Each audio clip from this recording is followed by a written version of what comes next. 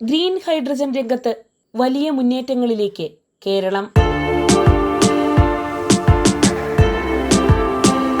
നമസ്കാരം, ഞാൻ ജാസ്മിൻ.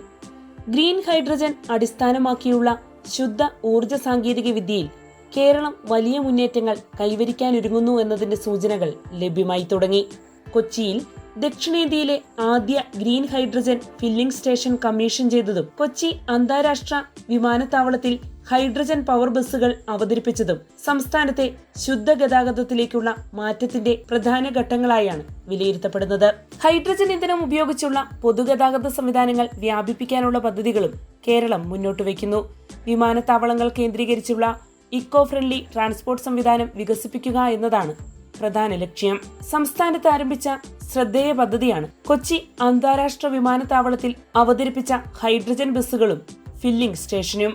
വിമാനത്താവളത്തിന് സമീപം സ്ഥാപിച്ച ഗ്രീൻ ഹൈഡ്രജൻ ഫില്ലിംഗ് സ്റ്റേഷൻ സംസ്ഥാനം ഗ്രീൻ ഹൈഡ്രജൻ രംഗത്ത് മുന്നേറാൻ പോകുന്നു എന്നതിന്റെ പ്രാരംഭ പടിയാണ്.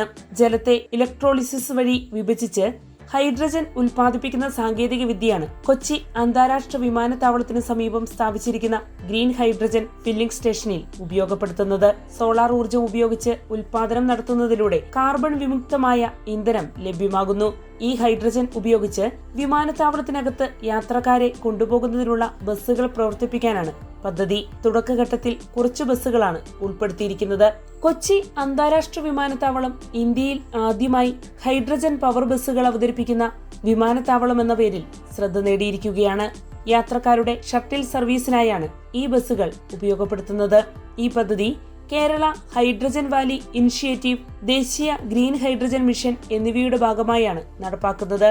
വിമാനത്താവളത്തിന്റെ ഹരിത ഊർജ്ജ സംവിധാനങ്ങളെ കൂടുതൽ ശക്തിപ്പെടുത്തുക എന്നതാണ് ഈ പദ്ധതിയിലൂടെ ലക്ഷ്യമിടുന്നത്. ഗ്രീൻ ഹൈഡ്രജൻ എന്നത് പുനരുപയോഗ ഊർജ്ജം ഉപയോഗിച്ച് ജലത്തിൽ നിന്ന് ഹൈഡ്രജൻ വേർതിരിച്ചുണ്ടാക്കുന്ന ശുദ്ധ ഇന്ധനമാണ്.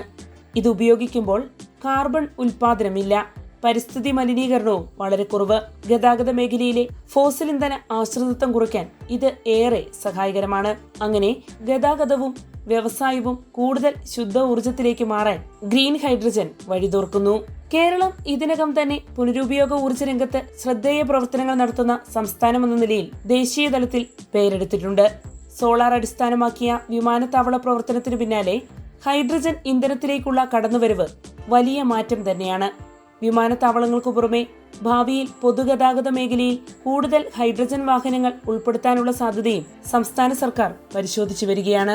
കൊച്ചിയിൽ ആരംഭിച്ച ഗ്രീൻ ഹൈഡ്രജൻ അടിസ്ഥാന സൗകര്യങ്ങളും ഹൈഡ്രജൻ ബസ് പദ്ധതിയും കേരളത്തെ ശുദ്ധ ഊർജ്ജ ഗതാഗത രംഗത്ത് മുൻനിരയിലേക്ക് എത്തിക്കാനുള്ള ശ്രമങ്ങളായി മാറുകയാണ്.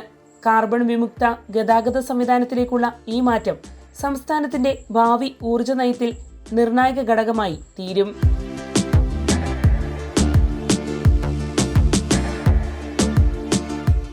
വാർത്തയുടെ നിറം തേടി തനിനിറം.